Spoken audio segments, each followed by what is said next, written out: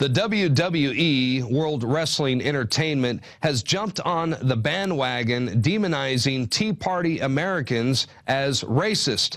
They created a new villain, Jack Swagger, who is a loudmouth constitutionalist and racist who receives fan mail from Alex Jones. Yeah, right. Infowars reporter and former wrestler, Bionic Dan Bidondi, well, he got a chance to sit down and talk with another former wrestler, Venis, about this latest propaganda campaign that portrays Americans who oppose big government as domestic extremists and even terrorists. Here's Dan Bidondi. Hi, this is Dan Bidondi reporting for the Infowars Nightly News. In recent news, the WWE created a brand new heel gimmick. Jack Swagger and his manager, Zeb Coulter, who preached the Bill of Rights, spot the Gadsden flag, and talked about the illegal immigration problem going on in this country. And their opponent happens to be a Mexican wrestler who they're facing for the World Heavyweight Championship at WrestleMania, Alberto Del Rio. 2 weeks ago on Monday Night Raw, during Swagger's match, commentators Michael Cole and Jerry Lawler joked about how Swagger receives bags of fan mail from Glenn Beck, Rush Limbaugh, and Alex Jones, and then again highlighted Alex Jones. Could this be a demonization of the Liberty Movement? And today we're going to get our guest's take on this. He's a former WWE superstar, Val Venis. And Mr. Val Venis, how are you doing today, sir? I'm doing very well. Yourself? Oh, not bad. And yeah, I just wanted to get your take on this this whole thing going on with demonizing the Liberty Movement and all that. As you've seen in the WWE, what's your take on that? You know, it's one of those things that's kind of it's irritating, to say the least. I mean, you have so many hardworking people in the Liberty Movement right now at the grassroots. They're putting their time and their effort into really developing a meaningful movement, and it's an important movement. It's a very important movement, especially for America.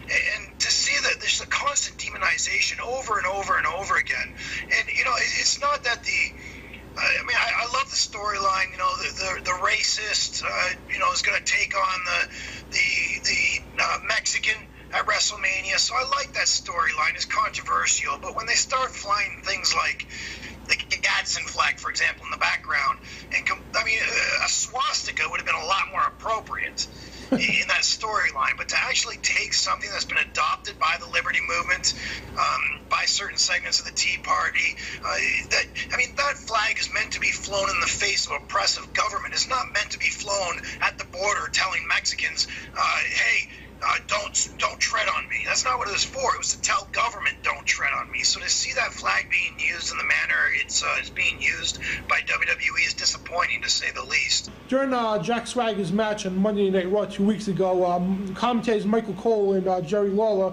they said he gets tons of fan mail from Glenn Beck, Rush Limbaugh. Then they mentioned Alex Jones' name twice. What are your thoughts on that? I mean, is there something like they're trying to attack right-wing conservatives, radio talk show hosts?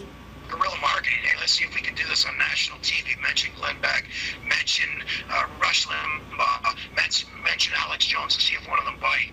You know, and of course they can create a big, storm over it, which is great guerrilla marketing. But again, it goes back to, okay, now we're going and pushing for profits over what the real, serious, very real concerns here in America today. We're printing money out of thin air. That's got to stop, and it's going to stop one way or another.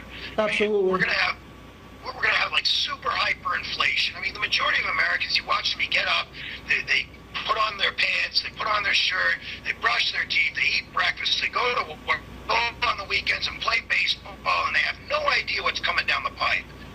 The reality is we're printing money faster than ever, and very, very serious issues, CISPA, NDAA, I mean, very serious issues that the Liberty Movement and the people in the Liberty Movement are working very, very hard to try and fight against. And then you have a media company that would rather use that movement for profits. And it's a very serious movement. When WWE says that they support CISPA, I mean, okay, let's face the facts. I got a 7-year-old little girl and a 3-year-old little girl.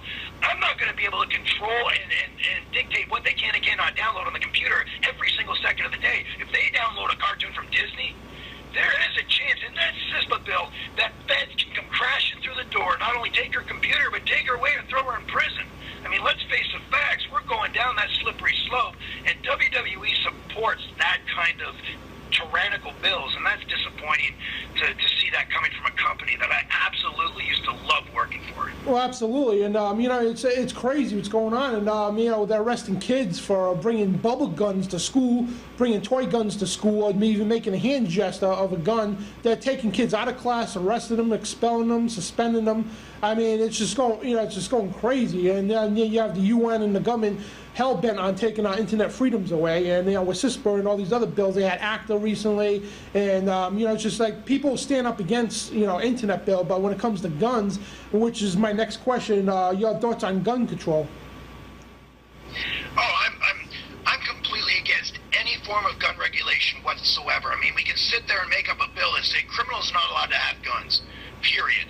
The bottom line is they're going to have guns. They do not follow the rules. They do not follow the laws, and that's why they're criminals. Only people that those gun control laws are going to affect are law-abiding citizens. Criminals don't care about gun laws. They don't follow the laws. Why would they care about a gun law? You know, if they're law-abiding citizens, they would follow that law and they'd give up their guns. He's in the entire nation. It's insanity, and you'll get a lot of these talking heads out there, always, you know, giving out these stats and those stats. I mean, we're talking about real life views here. We're talking about Chicago, Baltimore, D.C. I mean, it's real life. Compare that with Kennesaw, Georgia. That's real life. Oh, it's not studies. That's real life. Absolutely. You know, the statistics show that, you know, states that have less gun control have little to no crime, and you know, you have Chicago and New York, who pride themselves on gun control, but have the worst murder rates and crime with guns. And you look at Switzerland. You know, everybody has a gun in Switzerland, but yet they have almost no crime. You know, it's just unreal that they take a disaster like Sandy Hook, turn it all around to say anybody that has a gun is bad. You know, and they think, you know, your citizen turning your firearms is going to make the criminals turn their firearms, and that's not going to happen. We're almost out of time, and your final comments?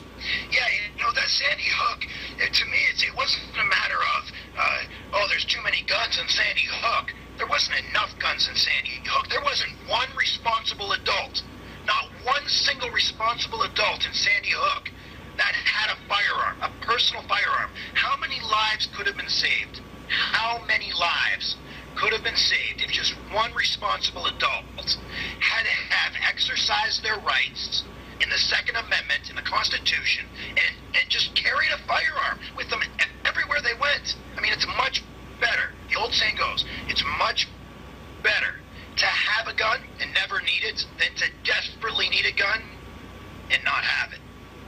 Now, it's former WWE superstar Val Venis. And as you can see, folks, the Liberty Movement is under attack. It's very vital and very important that we all must take part of this Liberty Movement. And this is Dan Bidondi reporting for the Infowars Nightly News. All right, well, thank you, Dan Bidondi. Thank you, crew. That's going to do it for tonight's show. The Infowars Nightly News will continue, Lord willing, next Monday through Friday, 7 o'clock p.m. Central Time, Texas time, that is. Until then, have a great weekend. Come back and join us again right here on Monday. Good night.